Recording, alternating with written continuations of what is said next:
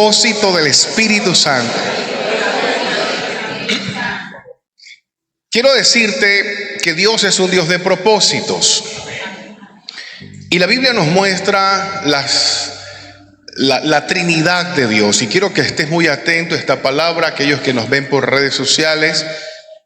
Voy a hablarte muy bíblicamente, pero durante todo este tiempo usted va a nutrirse de lo que es la doctrina bíblica y sobre todo entender cómo opera Dios Padre, Dios Hijo y Dios Espíritu Santo. Hay confusiones a veces en la congregación en esto, que cómo así que es un Dios, pero son tres, que a quién le pido, que al Espíritu Santo, a Jesús. Bueno, durante todo este tiempo, y es un año de avivamiento, usted y yo vamos a profundizar en esto, porque la iglesia no puede carecer, no puede de pronto desentenderse de este fundamento bíblico de Dios en nuestras vidas. Amén. Habiendo dicho esto, quiero comenzar de la siguiente manera. Dios en Génesis 1:1 nos muestra su propósito. Dice la palabra, y cuando comienza la palabra del Señor, inicia de manera directa mostrándonos quién es Dios. Génesis 1:1 nos muestra como al Dios creador de todas las cosas. En el principio creó Dios, Dios el creador de todas las cosas. Ahora, Colosenses nos dice, creó Dios todas las cosas para alabanza y gloria de nuestro Señor Jesucristo. Dice la palabra, las cosas visibles, las invisibles, todo lo hizo por Él y para Él. Quiere decir que si Dios Padre es el creador de todas las cosas, Él tuvo un propósito al crear todas las cosas. O sea, Dios es un Dios de propósitos. Dígalo una vez más, Dios es un Dios de propósitos. Entonces, ¿cuál fue el propósito de la creación? Usted fue creado, yo fui creado, la naturaleza fue creada para alabanza y gloria de nuestro Señor Jesucristo. Dice la palabra que le dio un nombre sobre todo nombre, el cual toda rodilla se dobla y toda lengua confiesa que Él es el Señor. Fuimos creados para alabanza y gloria de nuestro Señor Jesucristo. Pero resulta que cuando Dios crea al hombre, en Génesis capítulo 3, el hombre desobedece a Dios. O sea, la creación es pervertida por Satanás, padre de mentira. Y lo que hace es que desenfoca el propósito de la creación. Todo padre que está en este lugar desea lo mejor para los hijos. Y aunque un hijo no sea lo que el padre quiere, el padre no deja de amarlo. Pero el hijo de una u otra manera causa un dolor en el padre. No sé cuántos padres o madres que estén en este lugar han tenido hijos que han perdido un semestre. Yo no creo que el hijo, cuando le haya dicho, mami, perdí un semestre, yo no creo que usted haya hecho una fiesta. Wow, perdiste un semestre, qué bien, no creo. Si un hijo le perdió un año a usted escolar, yo no creo que usted lo haya celebrado. A usted le ha dolido, me imagino, ¿no? A usted le ha golpeado, pero no deja de amar a su hijo. Cuando el hombre peca o se aleja de Dios, Dios nunca se ha alejado del hombre. A Dios eso le causa un dolor. Pero ¿por qué a Dios le causa un dolor? Porque Dios respeta nuestro libre albedrío. Dios tiene el poder para hacer que nosotros hagamos todo lo que Él dice, quiere o lo que Él piensa, volándose nuestra voluntad. Pero realmente no serviría de nada una creación que se mueve como una máquina. La creación debe alabar a Dios, como lo dice la palabra, en espíritu y verdad. Todo lo que respire, alaba al Señor, pero debe alabarle bajo un estado de conciencia. Como lo dice el Salmo, alabad a Dios con inteligencia. No movernos porque tocó, hay que entender por qué estamos haciendo lo que estamos haciendo. Entonces, en Génesis 1 mostramos a Dios como el creador de todas las cosas. El propósito de Dios fue hacer la creación para que alabara y glorificara su nombre. Y en Génesis 3 el hombre peca, el hombre se aleja del propósito de Dios, o se aleja al menos de lo que Dios deseaba para el hombre. El pecado trae a nuestra vida confusión, trae dolor, trae tristeza. Todo aquel que vive en pecado está de una u otra manera afligido, su alma está afligida. Alguien diría, de los que de pronto me ven en redes sociales, pastor, pero si todos estamos en pecado, la Biblia lo dice, por cuanto todos hemos pecado, todos estamos destituidos de la gloria de Dios. Pero hay una diferencia entre aquel que lucha en contra del pecado y aquel que dice la Biblia, como el cerdo se goza del pecado. Dile que tienes a tu lado, tú y yo estamos luchando en contra del pecado. Esta es la diferencia de aquel que vive bajo conciencia en el pecado y aquel que lucha en salir del pecado. Si usted y yo podemos cometer errores, pero que no sean los mismos errores. Pastor, es que iba saliendo y se formó una pelotera y se me salieron 3 palabras de 50 milímetros. Y por eso no voy a tomar la cena. Hay gente que lo dice, ¿verdad? Entonces usted puede tomar su cena, pero cuando llegue a la casa, tiene que ponerse a paz con todos. Y la próxima, muérdase la lengua, para que no salga con otra vez esas 50 milímetros, ¿no? Esa es la lucha constante del cristiano. Entonces tenemos a Dios Padre como el Creador, ahora tenemos al Hijo, porque el Hijo, por amor al Padre y por amor a sí mismo, ve en usted y en mí la imagen del Padre. Porque dice la palabra que fuimos creados ¿a qué? ¿Según qué? Entonces, como fuimos creados según la imagen y semejanza de Dios, el propósito de Dios en la vida del hombre se veía degradado por el pecado del hombre. Entonces, el Hijo, por amor al Padre, viene a buscar lo que se había perdido. Entonces, es donde la palabra del Señor dice en Juan 3:16, porque de tal manera amó Dios al mundo, que envió a su Hijo para que todo aquel que en Él cree no se pierda. Pero ¿de qué no íbamos a perder nosotros? ¿O en qué no íbamos a perder? Nos íbamos a perder del propósito original por el cual fuimos creados, y nos estábamos perdiendo que aunque muchas personas respiren, no están vivas, porque eso es lo que produce el pecado.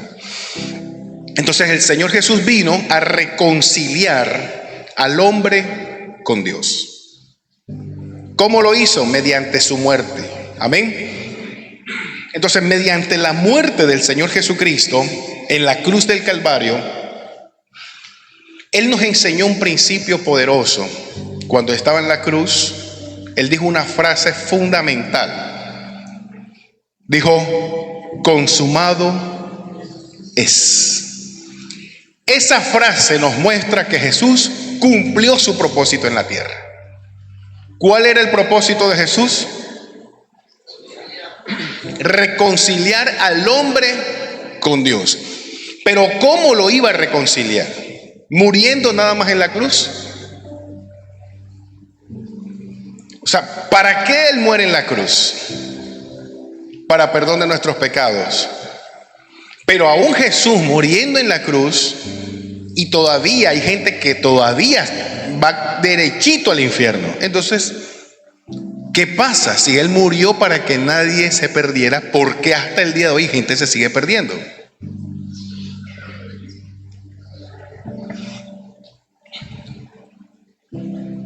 Lo que vino a hacer Jesús fue a mostrarnos con su vida la intención del Padre. Porque desde Génesis hasta Malaquías, Dios habló al hombre. Dios habló a través de Moisés, Dios habló a través de los profetas, Dios habló a través del pueblo de Israel, y el ser humano no entendía, no sabía qué quería Dios.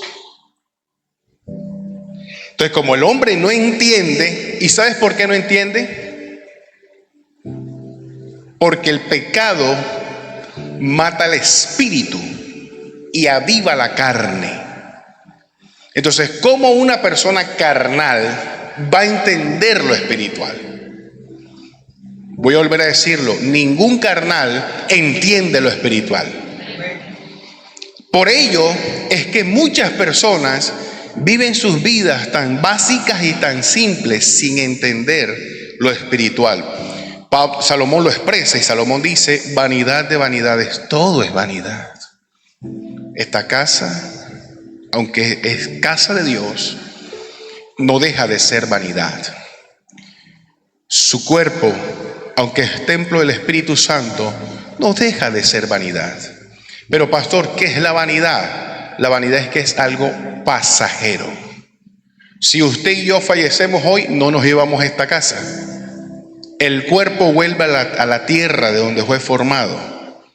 Y entonces, ¿qué es lo esencial? Diga conmigo, lo espiritual. Eso es lo eterno. Entonces, el hombre terrenal no entendía lo espiritual.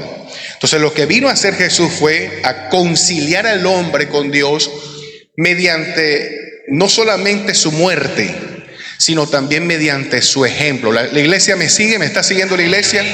Entonces, por eso Jesús dice: enséñenle que guarden todas las cosas que yo os he mandado. Y el mismo Jesús dice, el mismo Señor da una parábola y dice: un padre tiene dos hijos. A uno le dice: ve y al tal diligencia. Y el hijo le dice: listo, yo voy, pero no va. Y el otro hijo le dice: ve a la misma diligencia. Y el otro hijo le dice: yo no voy a ir, pero termina yendo. Jesús pregunta: ¿cuál de los dos hizo la voluntad del Padre? ¿El que dijo que no iba a ir y terminó yendo, o el que dijo que iba a ir y no fue? ¿Cuál de los dos hizo la voluntad del Padre? Quiere decir que aunque usted le sirva a Dios muchas veces quejándose, pero después que haga la voluntad de Dios, eso es lo que vale. Amén. Eso es lo que vale.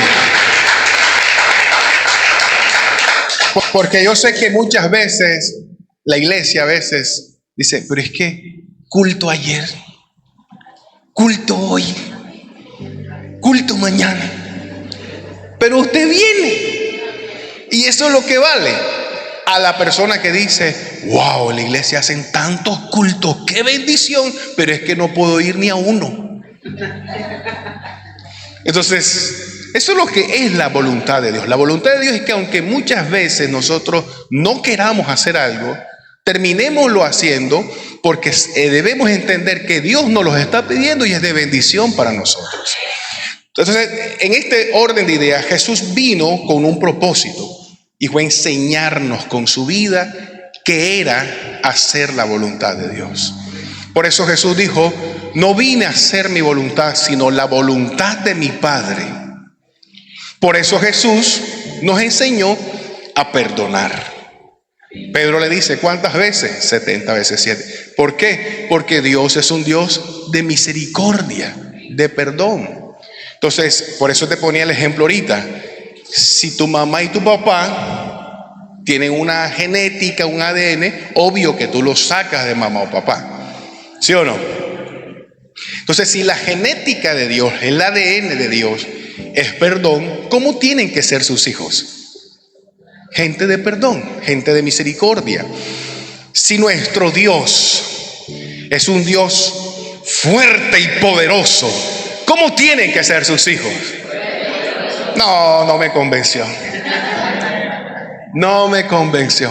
Si nuestro Dios es un Dios fuerte y poderoso, ¿cómo tienen que ser sus hijos? Pero es que, pastor, me picó un mosquito, me voy a morir.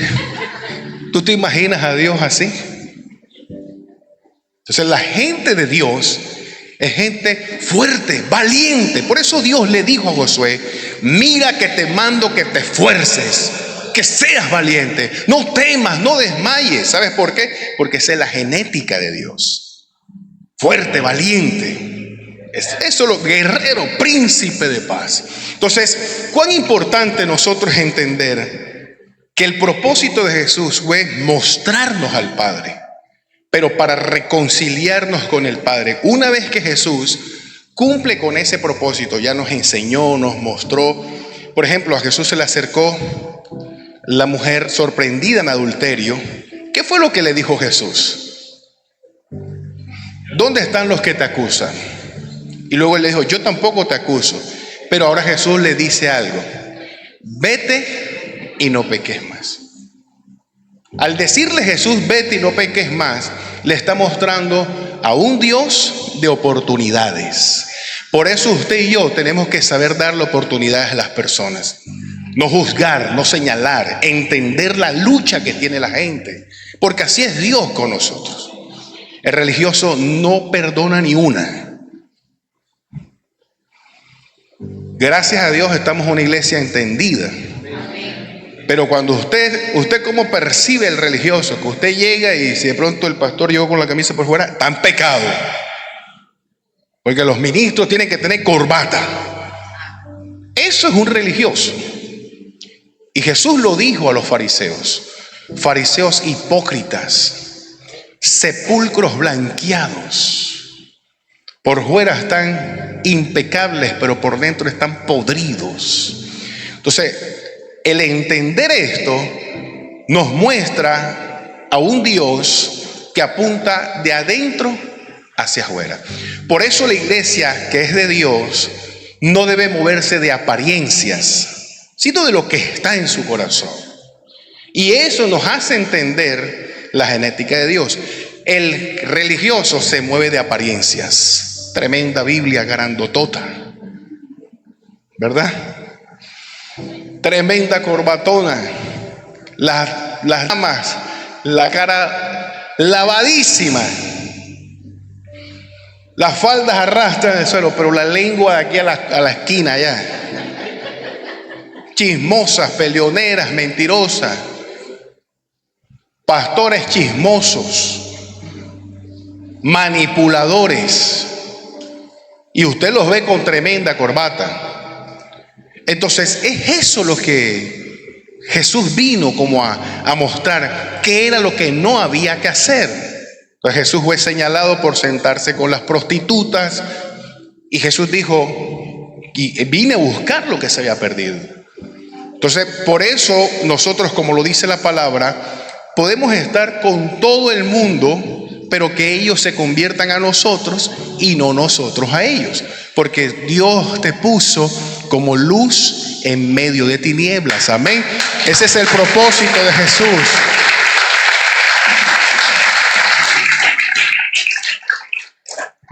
Cuando Jesús entonces está en la cruz del Calvario, Jesús dice, consumado es. Cumplió con la meta. ¿Y cuál era la meta? Enseñarnos eso, mostrarnos eso.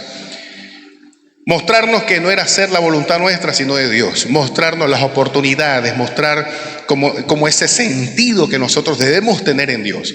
Pero ahora Jesús dice, me voy y no los dejo solos. Enviaré otro consolador, al Espíritu Santo de Dios.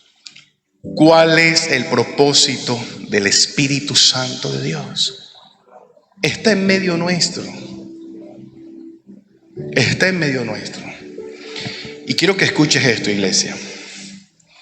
La gente no escuchó a Dios cuando Dios de manera directa se movía entre ellos. La gente no atendió a Jesús cuando Jesús de manera directa estaba entre ellos. Ahora está el Espíritu Santo de Dios en medio nuestro.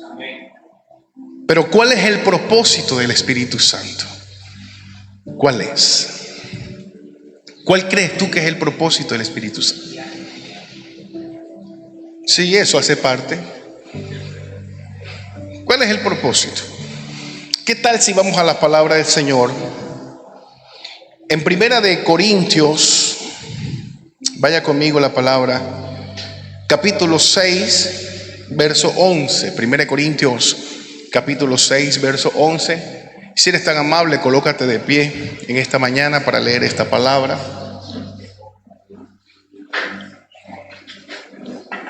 Confírmeme cuando lo tenga. Dice la palabra de Dios en el nombre del Padre, del Hijo y del Espíritu Santo. Y esto erais algunos, mas ya habéis sido como lavados. O sea, antes éramos impuros, ya el Señor nos lavó con su sangre. Ya habéis sido santificados, antes éramos pecadores. O sea, nos gustaba revolcarnos en el pecado. Ya no. Ahora, pecamos y seguimos pecando, pero no es en el mismo pecado. Cometemos errores, pero nos duele al cometer errores. Y le decimos, Señor, ayúdame, no quiero estar aquí. Pero cuando una persona, por ejemplo, le hablo de una persona, por ejemplo, con problemas de alcoholismo, y esta persona es consciente que está destruyendo su cuerpo, su salud, su familia, sus finanzas, sus hijos, pero esta persona sigue. Esta persona es esclava del pecado. Una persona que tiene problemas de droga, sabe que está dañando su vida, su imagen, su futuro, su familia. Esta persona sabe, pero no hace nada por cambiar esto. Esta persona es esclava de la droga. Entonces el Señor dice, ya habéis sido santificados. O sea, hubo un propósito cumplido por medio del Espíritu Santo. Y luego dice, justificados en el nombre del Señor Jesús. Quiero que veas la Trinidad de Dios aquí. Por el Espíritu, está hablando de una E mayúscula de Dios. Ahí está la Trinidad, Jesús, Espíritu y Dios. Jesús, Espíritu y Padre. Póngase cómodo en esta hora. Mire. ¿Cuál es el propósito del Espíritu Santo de Dios? Diga conmigo, transformación. El propósito del Espíritu Santo de Dios hoy en medio nuestro es transformar a cada uno de nosotros. No es lo mismo cambiar que transformar. Yo podría cambiar este celular. Para cambiar, ¿lo que tendría que hacer? Este es el iPhone 18. ¿Qué podría hacer yo para cambiar este celular? Compro el 20, lo cambié, ¿sí o no? Pero si yo lo transformo al iPhone 18 que tengo, hay que llamar las cosas que no son como si fueran, le pego una camarita adicional, ahí lo estoy transformando, le cambio el estuche, le pongo otra cosita. Eso es una transformación. O sea, no estoy cambiando el celular, lo estoy mejorando. Porque ninguna transformación es para algo negativo, para algo malo, para restar. Las transformaciones de Dios en nuestra vida es para mejorar. Por eso Dios no cambia a nadie. Dios transforma a las personas. ¿Tú te imaginas cuánta gente hoy no oró? Hay gente que tiene como un mes sin orar. ¿Tú te imaginas que Dios nos cambiara por eso? Y que Dios diga, bueno, hoy no oraste, te voy a cambiar. Ponme a otra persona y que ore. Échalo para allá. Pero lo que hace Dios es que nos transforma. Dice, bueno, no estás orando, pero voy a hacer algo que te haga orar mucho. ¿Y sabes qué hace? Permite una aflicción, permite una penina.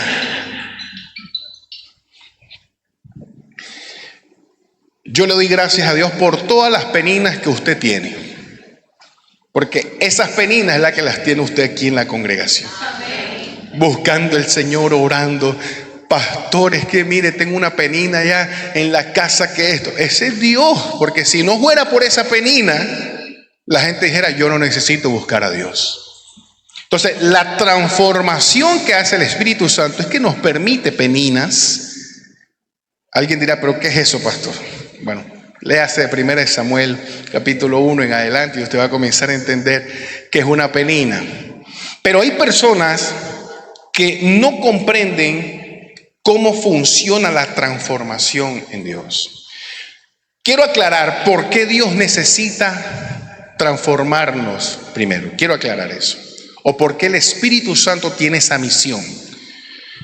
Porque el hombre carnal no discierne lo espiritual. Todos los que estamos aquí, si queremos entender a Dios con nuestra mente, no vamos a lograrlo.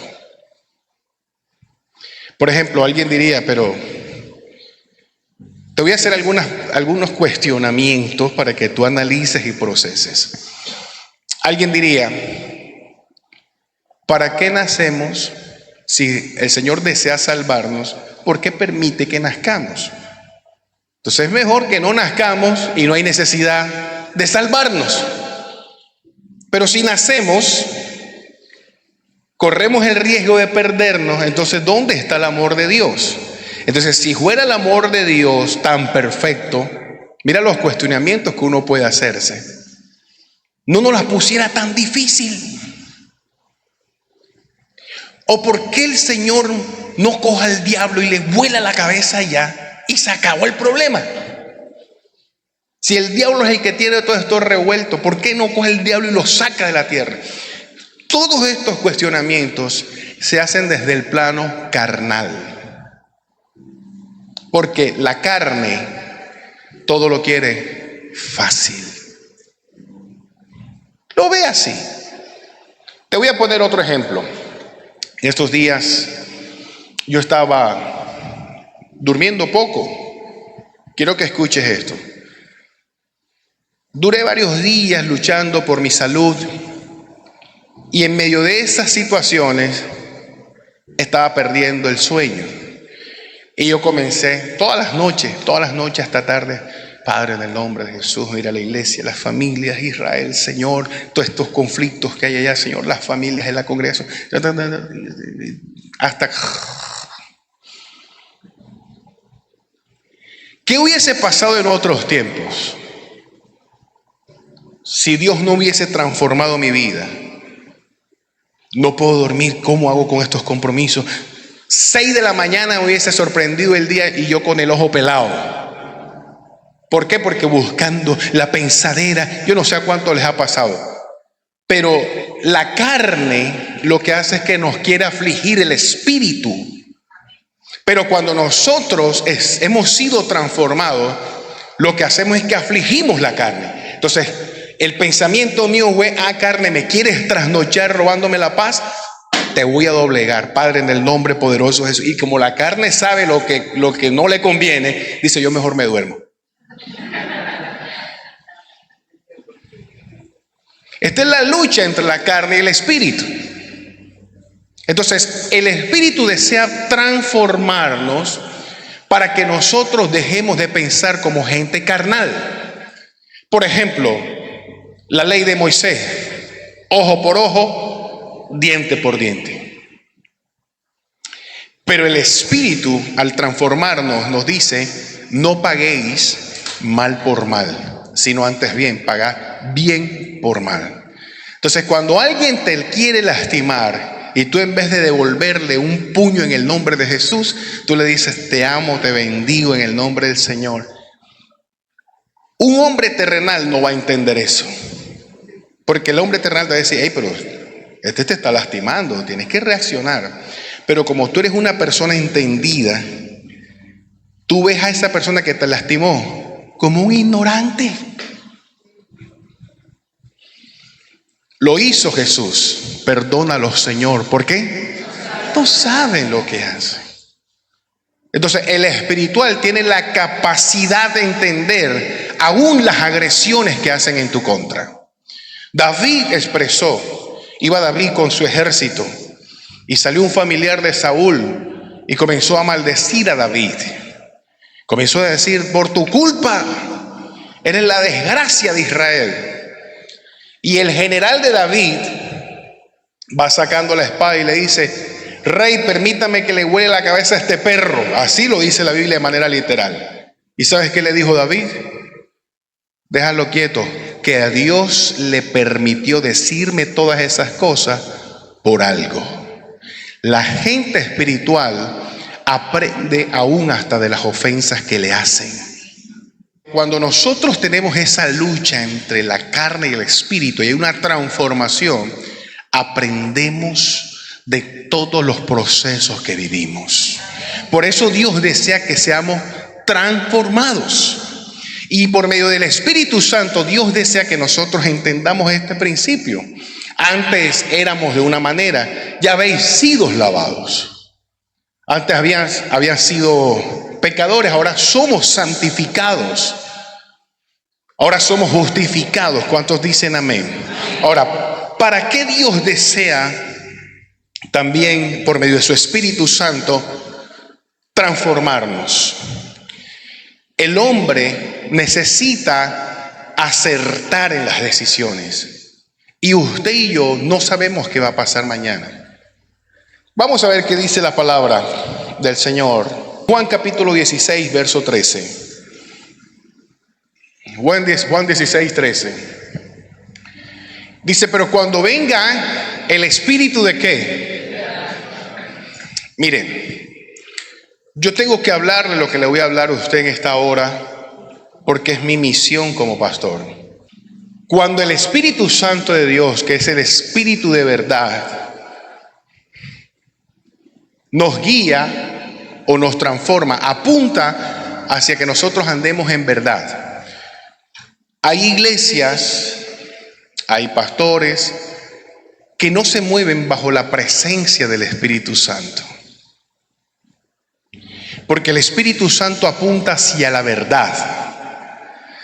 Pero cuando no hay verdad, sino mentira, entonces ahora lo que se hace es que se convierte el auditorio en un show para que las personas se entretengan.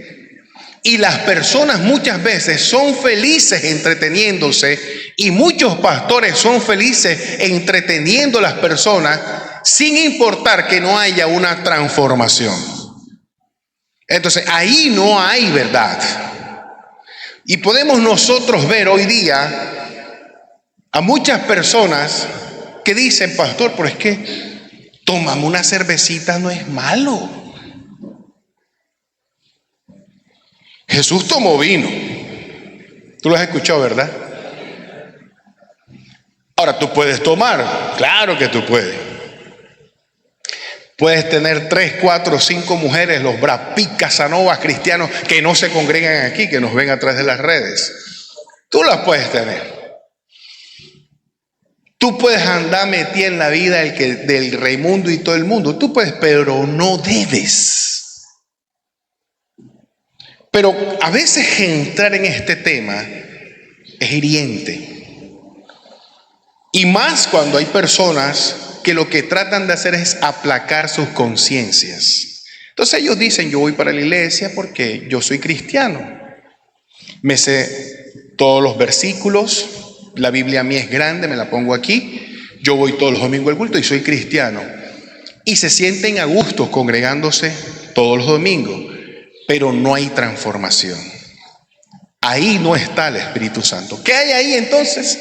Un espíritu de mentira. Porque la verdad es la que nos hace libres.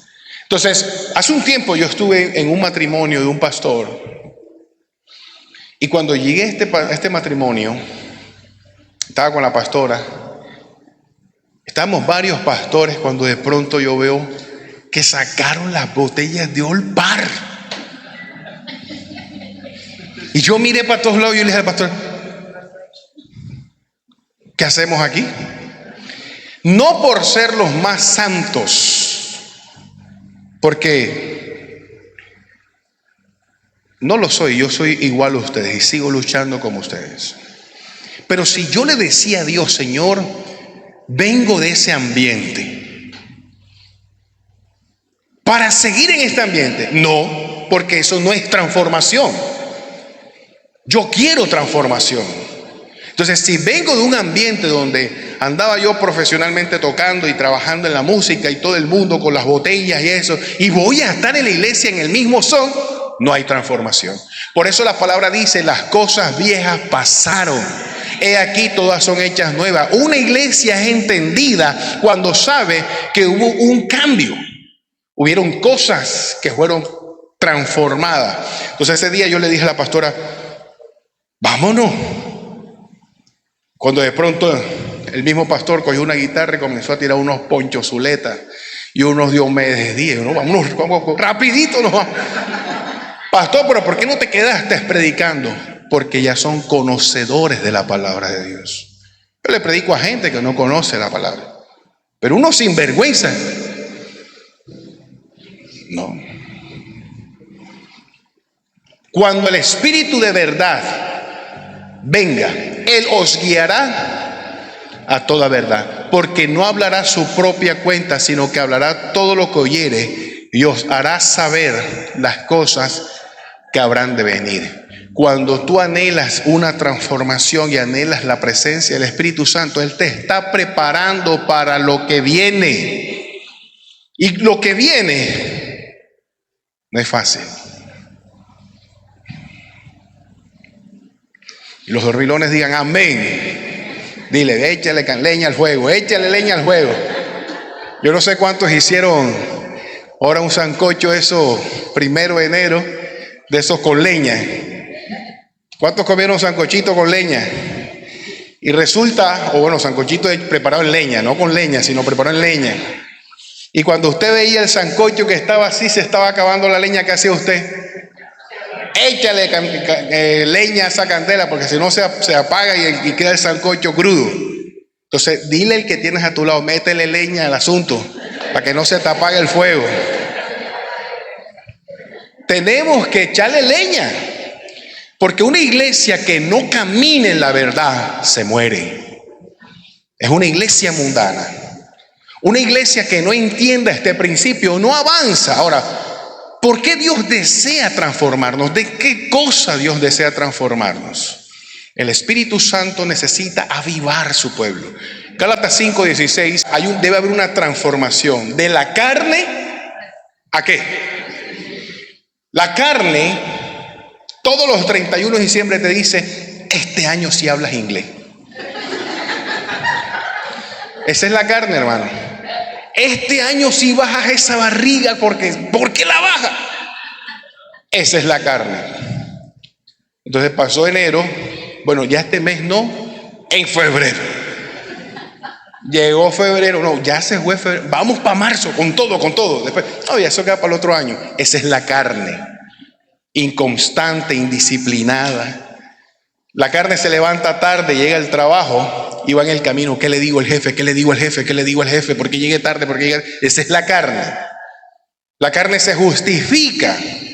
Ajá, ¿por qué tú haces las cosas así? No fue culpa mía. Ese fue el hermano que me avisó tarde. O sea, no somos diligentes. Esa es la carne. Pero el Espíritu es entendido y por eso Dios quiere que andemos en el Espíritu. Entonces dice, andad en el Espíritu y no satisfagáis los deseos de la carne. ¿Sabes qué quiere la carne? Comer todo el día. Por eso usted tiene que meterla ¿en qué? En ayuno. Mañana hay ayuno. Y usted tiene que meter la carne en ayuno. ¿Sabes por qué? Porque si no logras ayunar, no logras soportar la tentación.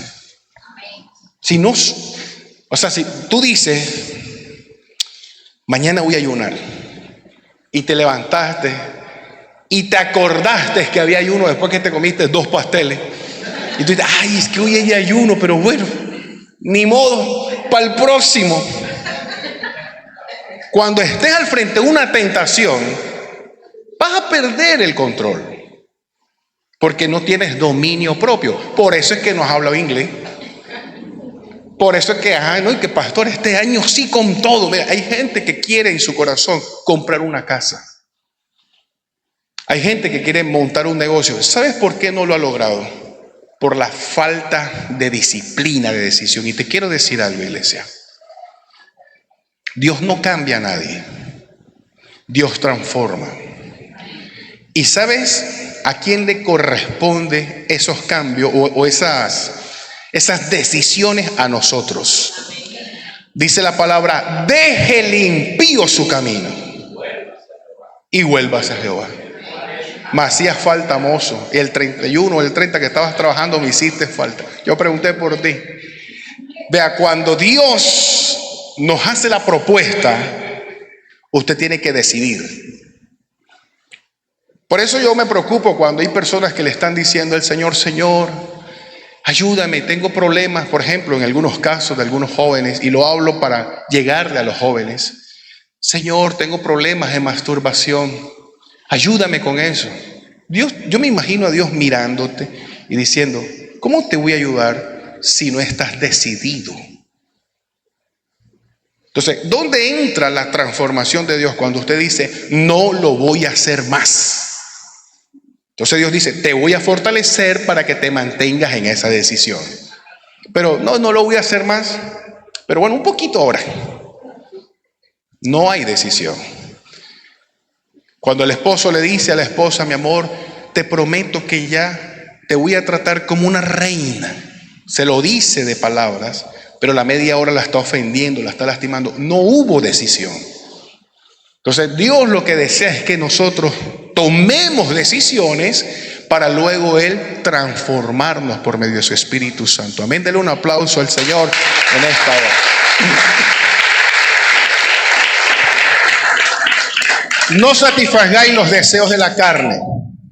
Pastor, yo quiero leer la palabra, pero es que como en la casa hay un tremendo televisor y hay una maratónica, entonces ¿cómo puedo leerla? Bota el televisor porque estás tomando una decisión. Pastor, es que mis hijos sí pelean por el internet. Cancela el plan. O sea, hay que tomar decisiones. Pero entonces no podemos tomar decisiones con el asunto ahí mismo. O sea, tenemos que ser radicales. Yo creo que este 2025 tiene que ser un año de decisiones para tu vida. Tiene que ser un año diferente. Amén. Dice el verso 17. Porque el deseo de la carne es contra el espíritu. O sea, hay una oposición constante. Y el del espíritu es contra la carne. Y estos se oponen entre sí, para que no hagáis lo que quisierais.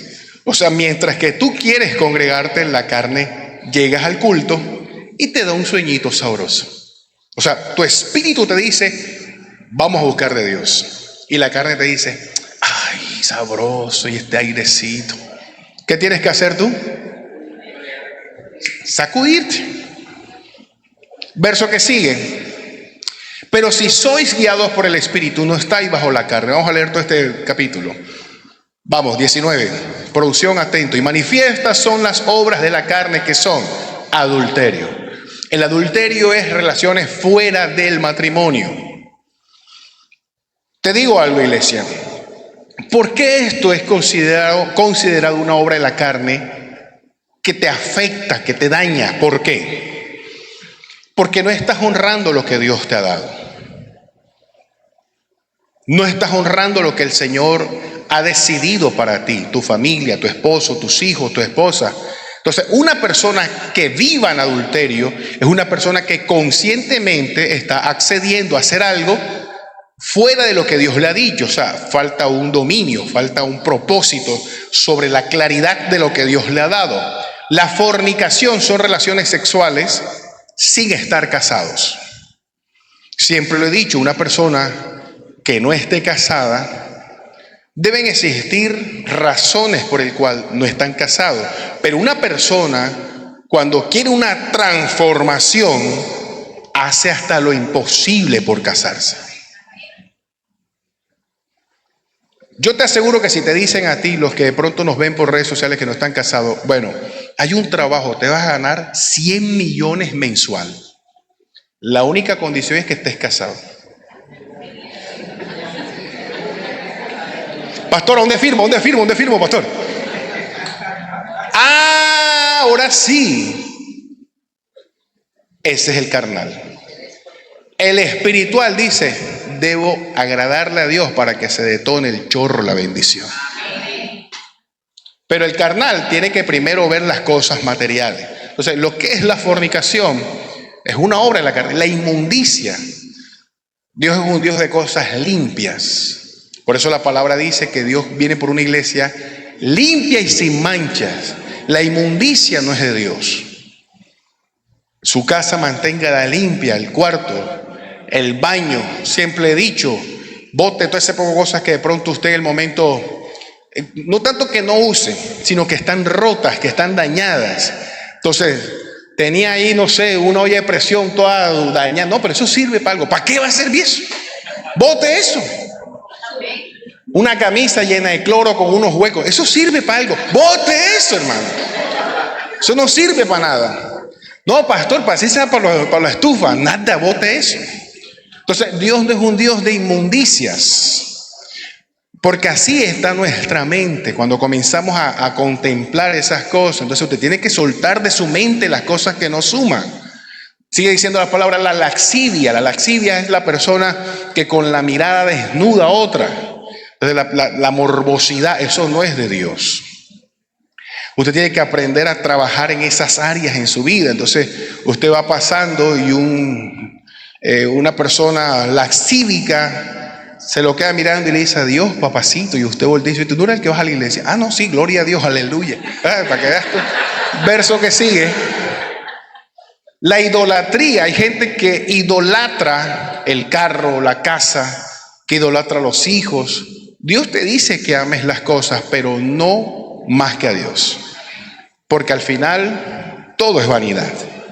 Todo es vanidad. Entonces usted tiene que amar a Dios por encima de todo y aprender a ser desprendido de las cosas. La hechicería, mire, la hechicería es una de las cosas que siempre la gente rebelde termina haciendo. Dios, el silencio de Dios es que Dios desea que usted analice y procese. Pero la gente rebelde dice: Dios no me responde. Tengo que averiguar qué es lo que está pasando. Entonces la gente que viene a la iglesia, no hay una respuesta de Dios. Como Dios no le respondió, van por donde el brujo. Entonces, no, Dios te está diciendo: repósate, corrige, no andes de loco por allí. La hechicería es una obra de la carne.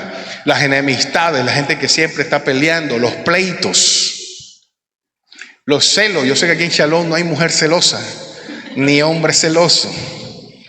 Entonces, ven acá, ¿tú con quién venías? No, solo. No, tú venías con alguien solo. Esa era mi sombra. Ah, bueno. O sea, hay gente celosa. Damas que se levantan a las 2 de la mañana a curucutearle el celular al esposo. Dios está hablando, aleluya. Eso es celos.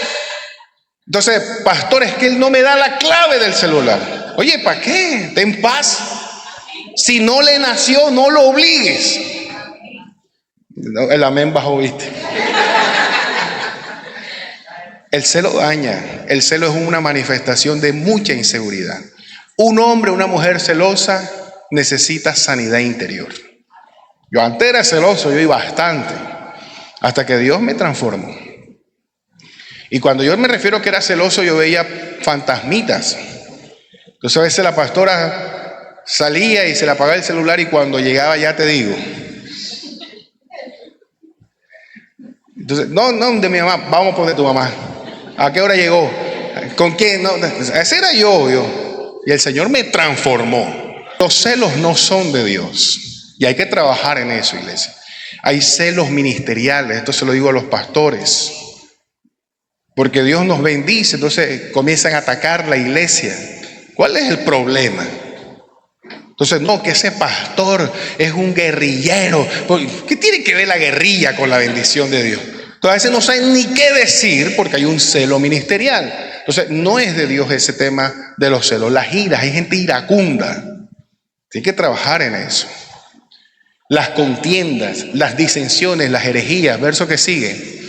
Envidias, homicidios, borracheras, las orgías y cosas semejantes a esta. Ahí incluya el mal manejo de las redes sociales, la pornografía, el cigarrillo, la marihuana. Incluye allí todas las cosas que a Dios no le agrada, acerca de las cuales os amonesto, como ya los he dicho antes, que los que practican tales cosas no heredarán el reino de Dios. Para ello necesita el Espíritu Santo transformarnos de seres carnales a seres espirituales. Verso que sigue, verso 22. Mas el fruto del Espíritu, hacia aquí es el propósito del Espíritu. Este es el propósito del Espíritu Santo. Amor, gozo, paz, paciencia, benignidad, bondad, fe. Verso que sigue, mansedumbre, templanza. Contra tales cosas no hay ley. O sea, sobre esto es lo que Dios está apuntando, que su Espíritu Santo nos lleve a ello. Yo no sé usted, pero un día yo dije: yo quiero eso. Yo no quiero estar más en disensiones, en pleitos, en ira, en contienda. Yo quiero tener paz, deseo tener en mi corazón amor, deseo tener paciencia. Usted sabe la paciencia que Dios nos ha dado. Antes no éramos así. Antes éramos... Ahora somos gente de paciencia. ¿Sabes qué? Ahorita en estas filas, cuando uno va a pagar, va a hacer una diligencia. Mientras que estoy haciendo la fila, me estoy escuchando un audiolibro. Estoy orando, estoy escribiendo. Antes no, antes salía de la fila. Oye, ven acá, ¿y entonces qué? Pero Dios nos transforma. Esto no camina, así que uno dice, esto no camina. Como los choferes, hay puestos para atrás, eche para atrás, eche para atrás. Sí, son frases que uno busca siempre para pelear, para justificarse. Ahora no. Ahora, mientras que estamos haciendo una fila, le predico al que está al lado. Y duramos un tiempo mientras que estamos haciendo algo, o sea, porque Dios nos ha transformado. Amén. Yo no sé usted, pero yo deseo que este año sea un año de la llenura del Espíritu Santo.